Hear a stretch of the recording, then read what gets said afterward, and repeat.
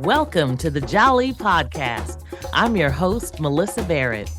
This podcast is for those who are interested in the conversation around equity, diversity, and inclusion. Each week, I'll be interviewing a guest who has something special to share or is actively part of building solutions in the space. Let's get started. Welcome to the Jali podcast, where we celebrate the mosaic of voices shaping our world.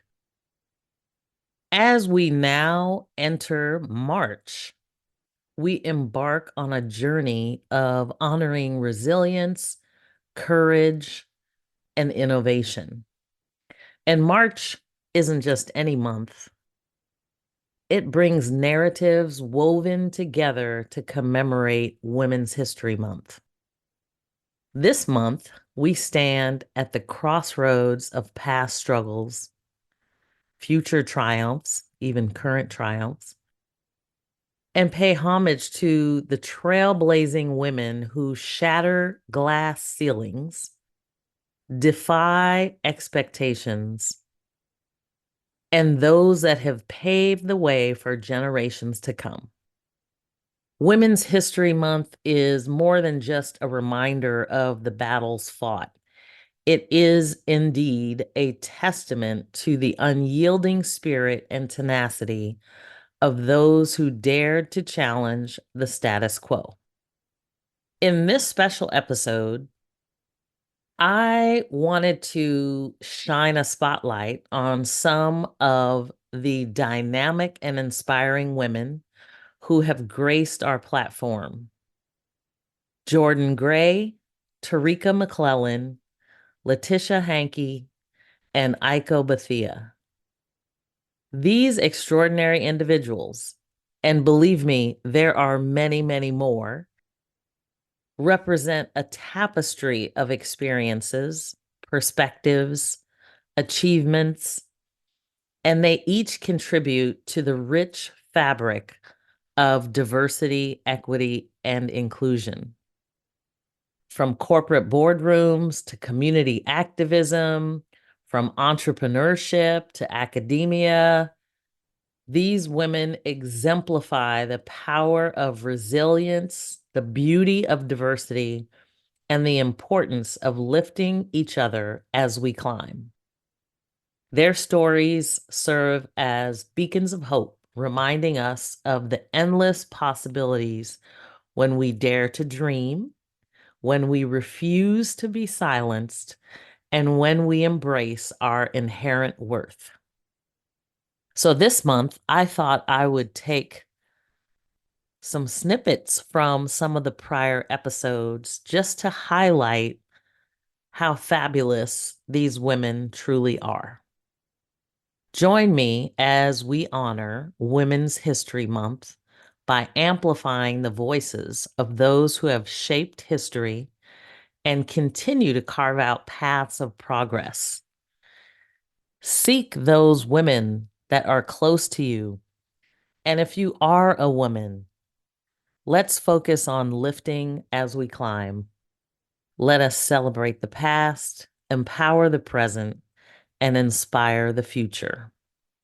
As a CEO in the roofing industry, are there things that you would have either told your younger self or to the folks that are in your academy? Are there things that you wish you would have done different or that you would advise people? Because I think a lot of people now you hear a lot about solar and all of the how AI is going to change the world, but at some point you still have to build an actual house. So, I mean, how does that transform what you're doing and what kind of advice would you give for people that want to go into the industry? One of the things I think about a lot is when I first got into this industry as a female, like when I first started, I just wanted to blend in. I was afraid to be out there. I was afraid to be an individual. And so when I first got in, I was wearing polo shirts and jeans and my boots. And I'll never forget my very, very first networking event that I went to, a bunch of contractors there. And I walk in, I'm in my polo shirt with my logo on my left shoulder there. And I'm walking in and, oh, you're with ARS Roofing, huh? And I'm like, oh, yes, I'm the CEO of the company. My name's Letitia. And he's like, oh, from the kitchen to the rooftop, huh? And that was my very first interaction was that comment. And I realized from that moment, and I had another incident later on, that I didn't want to hide anymore. I wasn't putting my face on anything. And so if there's anything that I would change is that for all those years that I hid in the background, signing my name, L.R. Hanke, so they would think that I'm a man, and not putting my face on anything so they wouldn't know that I'm a female or Black. I stopped doing that about 8 years ago, and when I did that and I started signing my full name and I started putting my face on all my business cards, have my face on it. And you go to my website, I'm all over the place. Once I stopped hiding, my business completely skyrocketed because now everyone that I do business with, they know that I'm Black ahead of time. They know that I'm a female. They want to work with me. I'm now working with people that want to support me and want to work with me. And if I had started that off years and years ago, we would probably be a franchise by now. We would be a bigger company. But it took me a lot of years because I pretty much reverted back to the scared Letitia as a little kid. When I was bullied as a little kid because I was being bullied as an adult. And I kind of got stuck in that bubble. And it was a couple that I had met. What made me come out that shell is this couple that I had been talking to over the phone for weeks about their project. And they're just like, yeah, we're ready to move forward. We want to look at roofing samples. Let's do this. And I'm like, great, I'll be over with the samples and we'll sign the contract. And I get there to their house and the wife answers the door and she goes, and she like steps back. And I'm like, oh, huh? Like she scared me. And I put my hand out and I'm like, hi, I'm Letitia. And she shakes my hand. Then her husband walks over. I'm like, it's so great to meet you. I'm Letitia. And I put my hand out for him to shake it. And he looked down at my hand, back up at me, and then down at my hand again. And he walked away. And I was like, okay, should I run? Or do I go? What do I do right now? She invites me in. I'm a little apprehensive right at this point, right? She invites me in. We're sitting down at her kitchen table. And I'm like, well, thank you for the time today. Which roof did you decide on? Here's the sample board. She says, well, actually, I don't think we're going to move forward at this time. We're not really ready to do this roof. Now, remind you, I just told you they asked me to come over to sign the contract, right? And I said, okay, well, I did bring the sample board over. I know you guys want to look at colors, so maybe for the future. She said, let's just do that on your way out. So I said, okay, no problem. And I picked up my stuff and I'm walking out the door. And her husband comes back over as I'm walking out the door and he says, I just want to let you know we have an alarm system on our. Oh my goodness. And I still remember that feeling. It's not a good feeling. And I remember I said, thank you very much for your time today. And I got in my car. I had never felt like that in my life. And I went back to my office and I told my staff what happened and I shredded their contract. And I said, we don't have to do business with people like this. And that day forward is when I called up my graphic designer and I said, we're doing an overhaul. And that's the day I changed everything. And from that day forward, my business has just been booming. And because my business started booming is how I was able to start the nonprofit. So it gave me what I needed, that boost, that little kick that I needed to make that happen. So yeah, I don't know that everybody wants a kick like that. But I mean, I appreciate and applaud the fact that you used that negative energy to turn it into something that is literally changing people's lives. It's like your purpose is so fundamental. And I'm so glad that you were able to kind of fuel your own transformation out of such a negative experience. Because I think even in corporate, I mean, people experience, I would call that more than a microaggression, but it's incredible how each of those types of experiences, it's like scars that are left, like razor blades, scars left on your body. And it's like, you don't get rid of them. They go with you, and hopefully they fuel something positive like they did in your case. But a lot of times it's, again, that mental health where it's still there, right? It's a scar. It's still there. Will remain. And it's just so sad that there are people in the world that still have those types of reactions. Yeah. Yeah. Woof. That brings me back. No, look, that brings me back. Yeah. Wow. I'm sure you have some stories. Oh, yeah, I have some stories. So now with the things that are going on with the Lyme Foundation and all of the work that you're doing in roofing and gutters, and I know you guys do a whole lot of stuff. What types of things do you have built in mind for the next 10 years? Because you seem like you're one of those people that has a vision. I just know, so as far as my roofing business, I've got such a great team that just makes sure that company runs really smoothly. But my nonprofit wise, my goal is to be able to have a Next Gen Trades Academy all over the country because it's needed. And what we learned from being on that micro show is called Returning the Favor, and we were on the Kelly Clarkson show. And what happened were people from Kentucky and Florida and Denver and Utah and, New Jersey. I mean, they were calling us and emailing us, oh my gosh, we need a Trades Academy here. And we just started recognizing that this isn't just a problem we thought we were having right here in our little county. It's happening everywhere. And there's youth everywhere that are going to college because they don't think there's anything else to do. They're getting into debt just like I did. I had student loans. My parents couldn't afford to put me through college. So I had to, the grants that I did get got me through a year, but the rest of the time I had to get student loans to get through the other couple of years. And so I was in debt for many years. I just paid off those student loans just a couple of years ago. So I'm like, how do we not have our 17 and 18-year-old kids in debt? Because they're just going to college just to go. And that's my goal, is to say, hey, there are other alternatives. Now, have I had some of our youth go through our Next Gen Trades Academy and then say, you know what, I think I'm still going to go to college? Yes, we have. We're like, go.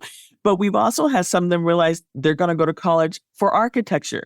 They're going to go to college for engineering. Like they still realize that they want to go to college, but they want to stay in this industry. And then we've had the youth that just said, great, I'm ready to get a job with an electrician or welding. And then we got them a job in welding or with different contractors. So that's what I want to do for the next 10 or 20 until I retire. That's what I want to do. I want to build this program up and help our at-risk and our specifically, I would love to focus, and the program's open to all of our youth, but I definitely have an emphasis on our underserved youth, our BIPOC youth, our at-risk youth, our probation youth that just need an opportunity in life, and our young women in the industry in these fields that want to go in these fields but think that they can't or shouldn't because it's male dominated. That's why I do what I do, because I know that they just need to be taught and they just need to know that it exists and it's an opportunity for them. And that's what I want to do. The stories that I hear about the lives that we've been able to change, students that were homeless, living in their cars, and now they have a beautiful apartment with their family, and that's all I want to hear. I want that joy and that happiness, and to know that I saved someone's life, that someone who was in despair just needed to know how smart they were and that they were capable and that they had a purpose in this life. Yes, I love it. Wow, that's amazing. I was a basketball girl, so I was in like the tail end of basketball season when that started. And so I was in a game where I went up for a layup and a girl pushed me and I sprained my ankle so bad I pulled a piece of the bone off. And I was like, well, we have to win this game. So I told no one. I was like, it's fine, we're good. And I kept playing. And then I sprained my other ankle because I was compensating so much. And I was like, well, now I got nothing to limp on. So we're just going to keep going. So game ended, we won, took my shoes off finally, and my ankle swelled up to softballs. It was awful. But so I went to my first track practice in a big old boot and a brace. And so the coach was just like, well, I mean, you seem kind of strong, so we'll teach you shot put and javelin if you want to try that. And I was like, okay. So those are the first events I learned. And then when I came out of the boot and brace, he was like, well, you can jump and you can kind of run, so we'll have you do the heptathlon. And I was like, okay, like I don't know what's going on. Like, I don't know what that is. I don't know. Yeah, okay, sure. Like, I didn't know it was 400 meters around a track. Like, I knew nothing. And so my first track meet ever, my parents and I have tried to figure this out. I might have thrown shot put only in one track meet before, but I'm pretty sure my first track meet ever was a heptathlon. Because I remember being very confused that like some people didn't do this. Like people were like, yeah, I throw discus. And I'm like, and what else? Like, what else do you know what I mean? I thought everyone did track and field. Like, it was just such a whole new world to me. And so did a heptathlon. It was awful, but I did it and I had so much fun. I fell in the hurdles. I ran so slow that I got 2 points. Usually people are scoring like almost 1,000 points. I was 0.3 seconds away from getting no points at all in the hurdles. And so that just kind of took off from there, and I kept having fun and I kept loving it. And pretty quickly my parents were like, I think you could go to college doing this. And I was like, no, I want to play basketball in college. I don't want to do track and field.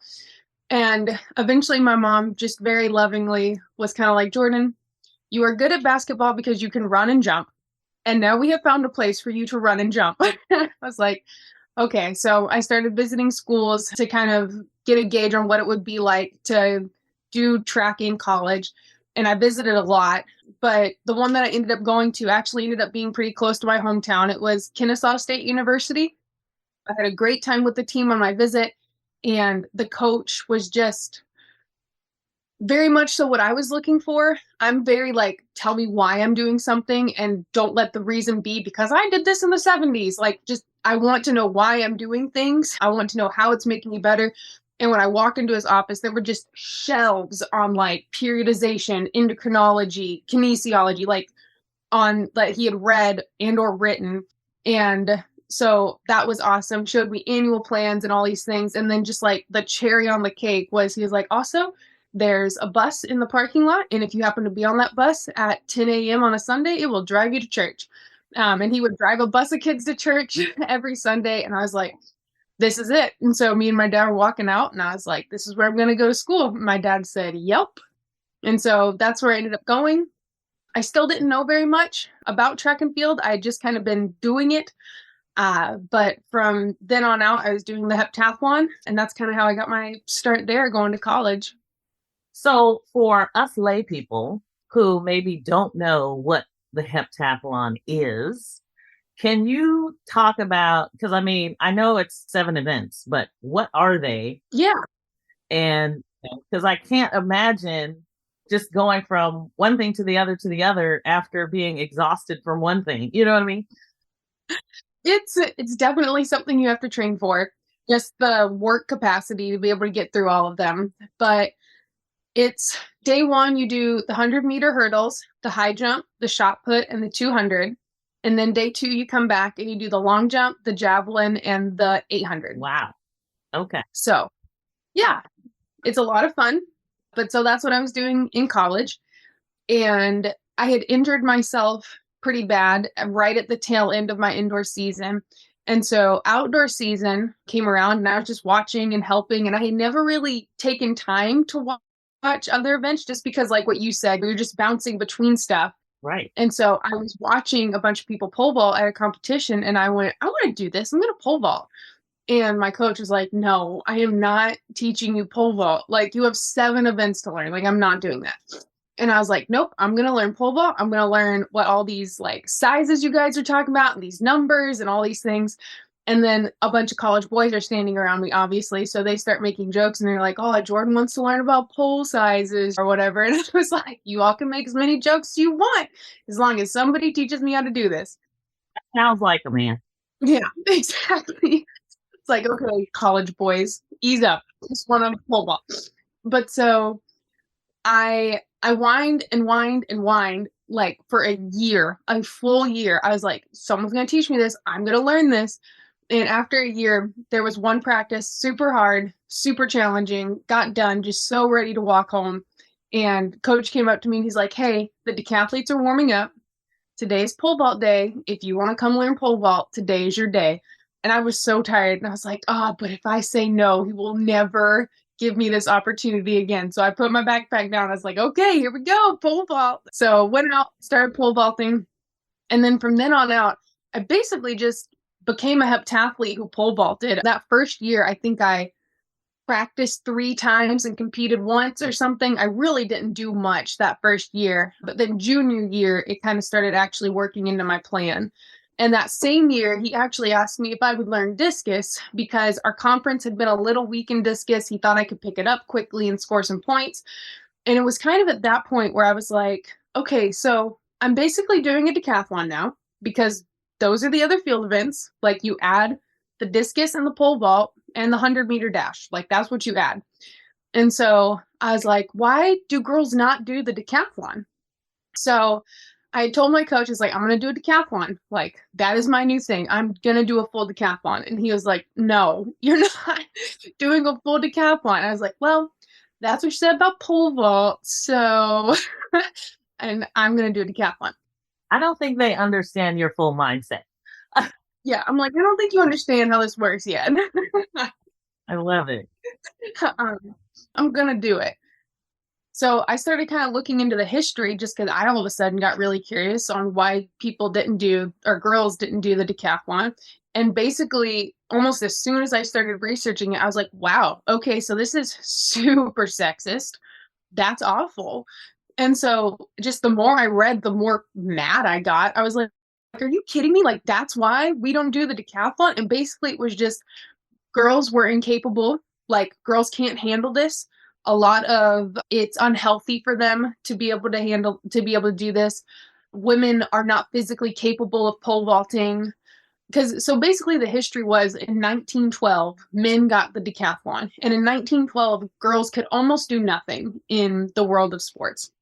And so 1964 rolled around and they said, okay, you know what? We think maybe you guys could handle 5 of the events. We'll let you guys do 5. You can do a pentathlon, but you still can't do all 10. And so girls started rocking it in the pentathlon, as they do when you let them do anything. And then in 1984, they said, okay, like, it's become clear you guys can handle the 5, but we still don't think you can pole vault. We're still not letting you do the discus in this. So we're going to take out a run, jump, and a throw because you can't pole vault, but we'll let you do 7.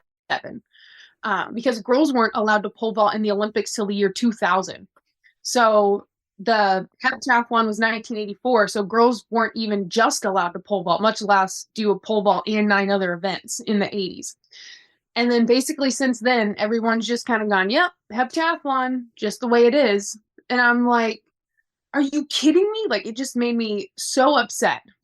So my coach actually is the one that found the opportunity to do the decathlon because I had said I wanted to. And the main reason he said no is because you can't do it in the NCAA if you're a girl. You can't do it at US championships. Like, there's just no places really. And so he eventually found a place. The Women's Decathlon Association put one out in California. And he was like, I think you could go. I think it could be really cool. And I was like, great, let's do it. And then on the way there, he was like, I think you could maybe break the American record in this. And I was like, no, I don't think so. I don't think that's not why we're here. And he was like, well, I ran the numbers. Like, maybe you should run the numbers on what you think you can do, because I bet you could. And so then I went in and started playing with the numbers, and I was like, oh man, maybe I actually can like do this. Like, that would be really neat. So went there, did it, broke the American record, which was great. It was super fun. But I think that it just opened up a floodgate that I didn't realize would happen, because women have been throwing themselves into decathlon since like the 70s, just saying that they can do it, but there hasn't been a ton of movement for like its push. And so when I broke the American record, I all of a sudden had people from all over the world messaging me saying like, this needs to change. I think you could be like the face of it. This is such a great revitalization of this, just all sorts of stuff. And it really just sparked this whole initiative that I didn't plan on starting. I didn't go into thinking about starting, but it's really been awesome to see what's happened since then. Let's pause for a moment. We'll be right back.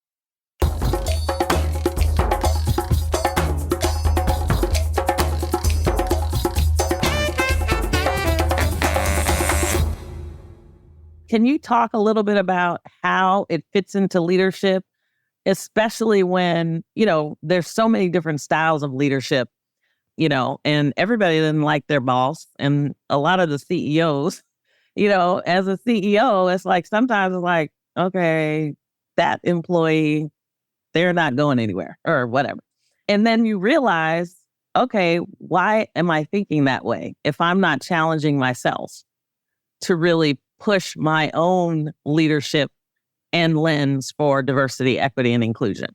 Mm-hmm. So one of the things I often tell folks, we don't really put ourselves out there as, oh, we do DEI work. We're really clear about this is leadership development. Yeah. And I think that if people understand the fact that having a diverse workforce, having an equitable workplace, having an inclusive culture, those are outputs of strong and competent leaders. Yes. So ask yourself on the other end, what's going on when I have a team or have an organization that really is not diverse? And when I'm talking about diversity, I want to back up and be really clear. You can't talk about diversity in the context of diversity, equity, inclusion unless you were always including historically excluded groups. Yeah. So you're not talking about diversity if the only thing you're talking about is diversity of thought, or you're talking about, gosh, just pick your poison. Hey, we went to different Ivy Leagues. That is not diversity or geographic diversity. We have people in California, we have New York. We're very diverse. Unless we're including racial diversity, particularly if you're thinking about the folks who are the most excluded, if nationality, faith, all the things that we already have a social contract around in terms of, even if you think about if you're U.S. based in, our own constitution, what are the protected classes? Mm-hmm. So if you're not talking about then, you're not talking about diversity in the sense of diversity, equity, inclusion. So I want to start there. Yeah. So if you don't have, if you don't have a diverse workforce and the majority of people all look the same, okay? Yep. If you don't have an organization that's equitable, that's actually thinking about the historical context too, because you can't just jump in and say, we're doing equity just from this point in time. You got to think about why are there already barriers and where do they come from? Right. And then there's inclusion, of course, where you're having an environment where you're welcoming people to be part of decision-making and co-creation. So all of those things, are you being a good leader if you don't know how to recruit and retain a team that is diverse as we named it? So I'm really clear about, if your team looks really homogenous and the same, then are you being a successful leader? Right. What's wrong? You're already at a deficit because you've already limited your talent pool and perspective. So that ain't going to work. Are you equitable when you're just thinking that everybody needs to be doing the same thing the same way? And you're not actually thinking about what are the gaps and skills and other things that you need to provide support around. So that's how leaders need to think about it. It's like, wait, I'm operating at a deficit already because I'm not encompassing this greater talent pool. I'm not able to retain talent that's bringing forth the diversity that we need to be successful. Like, people need to think about it as a deficit and not a nice to have. Yes. Yes. What's the issue here that folks don't feel like they can speak up and like they might get fired or be shamed or blamed because they're speaking up about something that's not already the norm? Yeah. You need to be thinking, hey, you're operating at a deficit as a leader. So the competencies of a leader, them having emotional intelligence, self-awareness, did the self-work, awareness of others, and understanding how to regulate and manage relationships, then are you really equipped to be a leader? Are you even competent at all?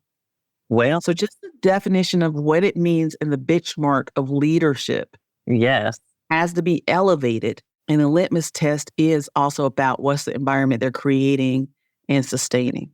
Yeah. That makes Yeah, totally. I love it. So, and quite frankly, I mean, you talk a lot about what competent leadership looks like. So now people know what it doesn't look like. What would you say to a DEI professional that isn't getting the resources that they need? Because I think, a lot of so-called leaders, or they're at least in the leadership position, they say they want DEI, but they really don't want that much of it, I'll say. They don't want to change like their whole organization. They don't want to push too hard. They just want to make enough change so that people are okay with it, I feel like. I mean, that's my experience.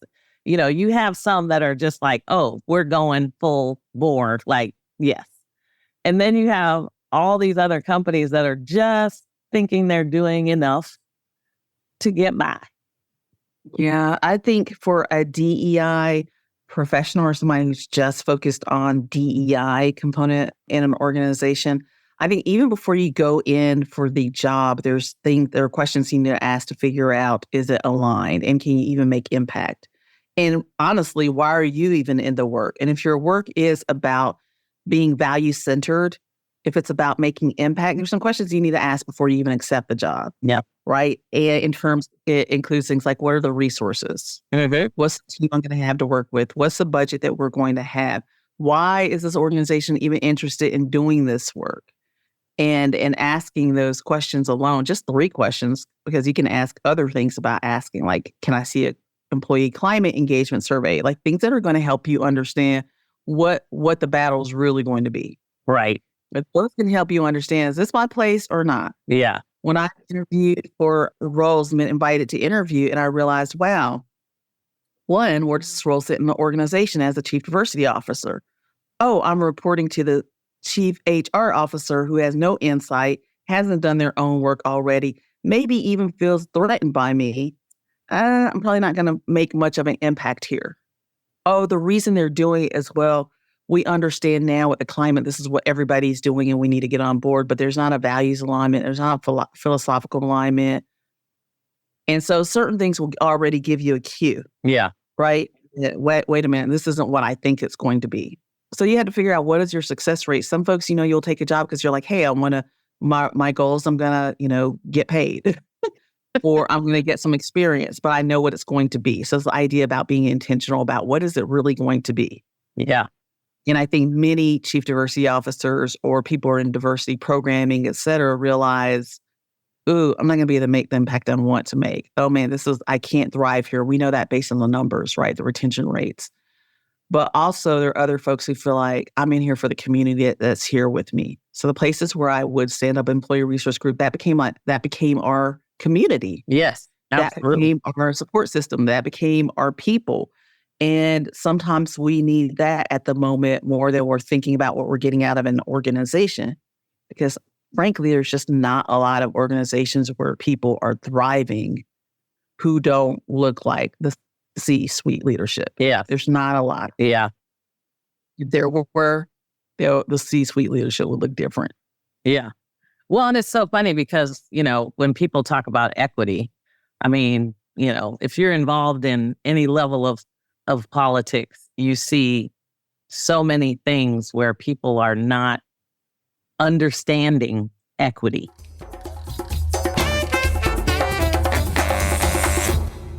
I want to understand, like, now you are doing comedy. You just decided you were going to step into it.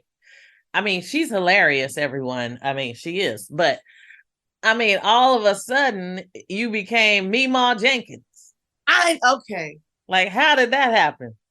So during the pandemic, as you know, I like to talk a lot. I love people. I love to be outdoors.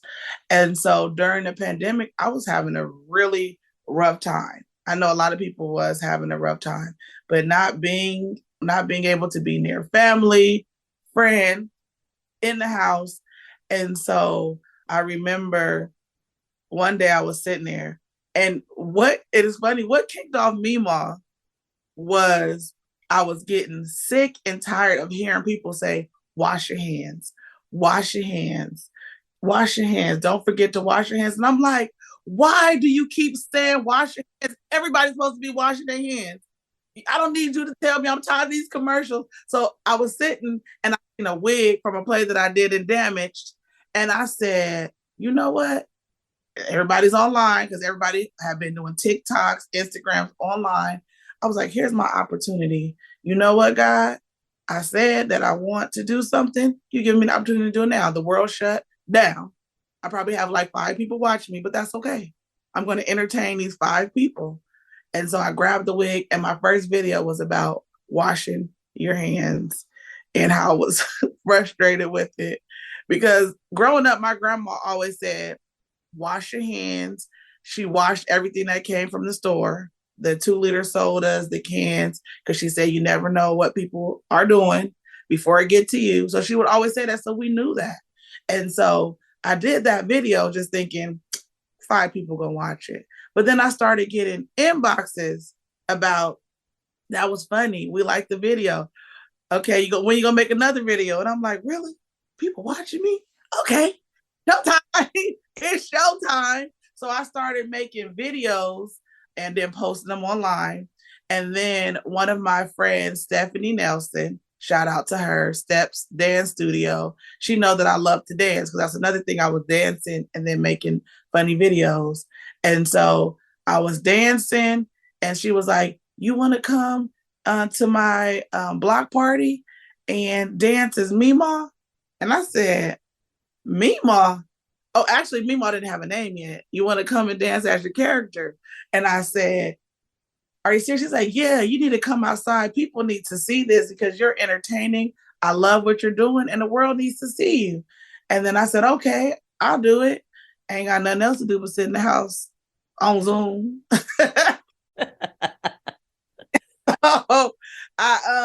So when she was doing the flyer, she was like, okay, what's your name? I said, I don't know. I don't have a name.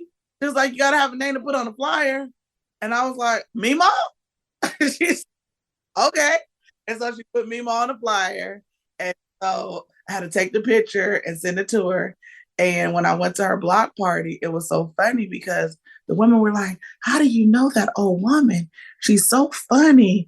And is that your grandmother? And she go to church. And she like, do I tell them? I like, well, this is really me because in my mind, I am Mima in my mind.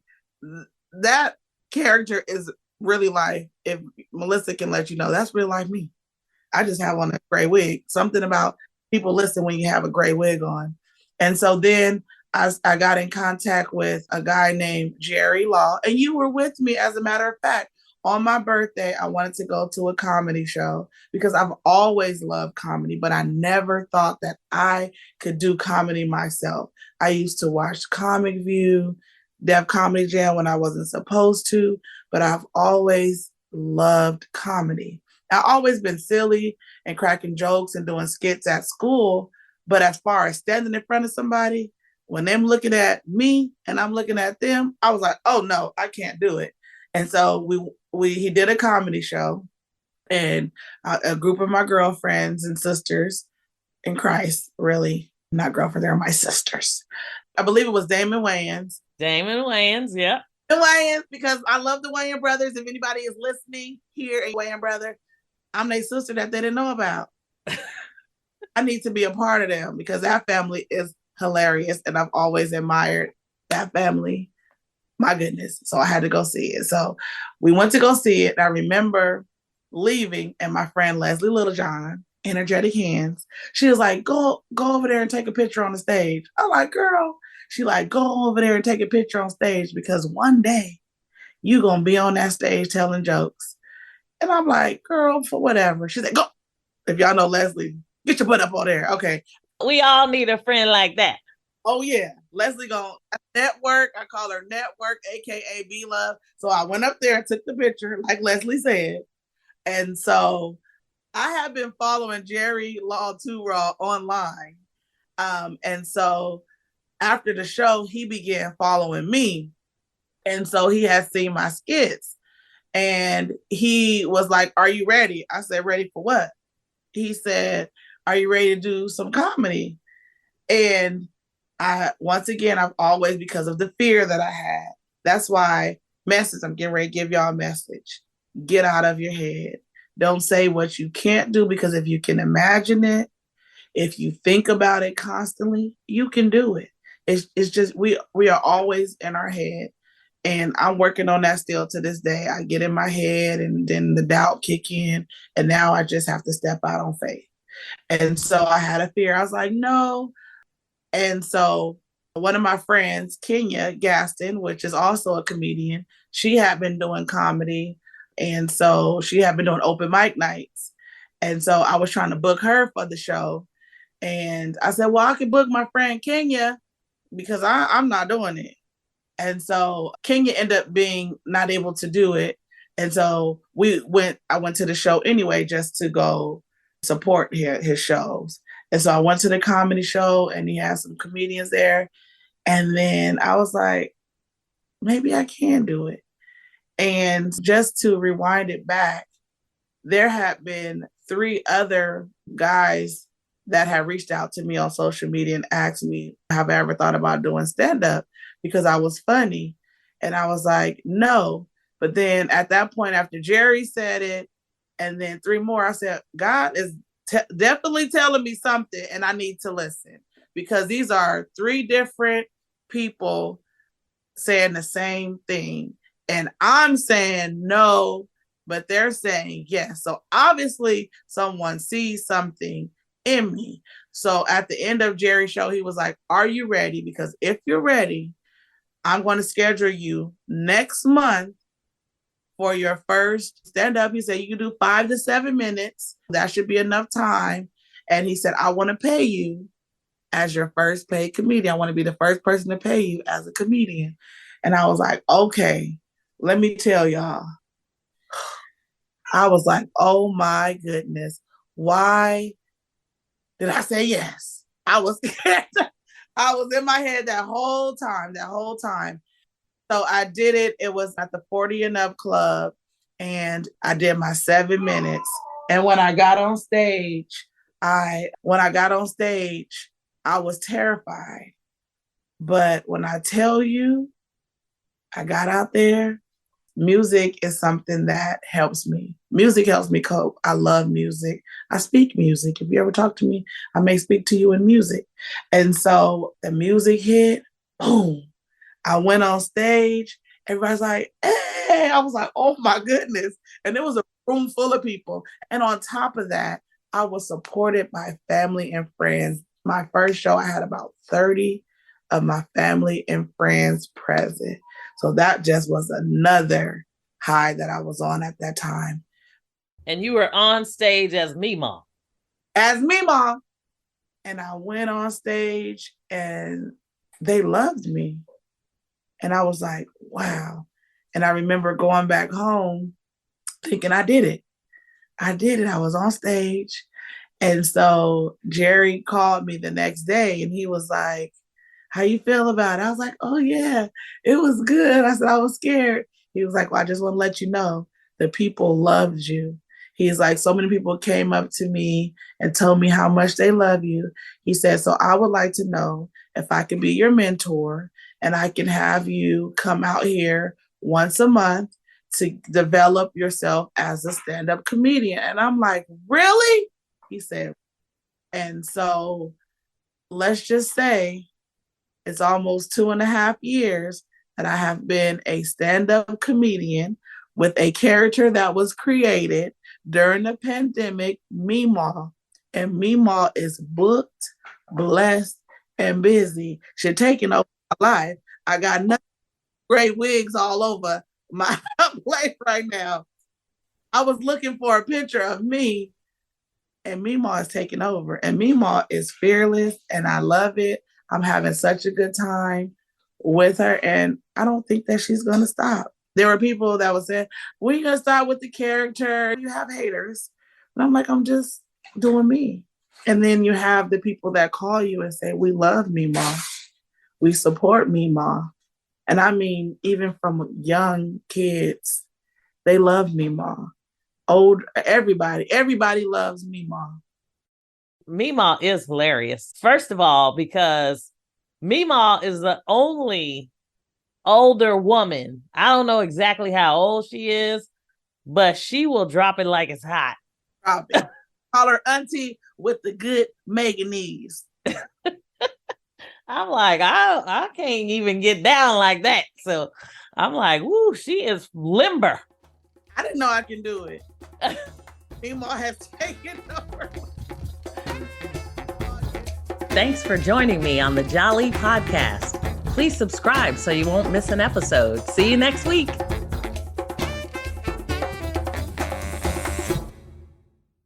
This podcast is a part of the C-Suite Radio Network. For more top business podcasts, visit c-suiteradio.com.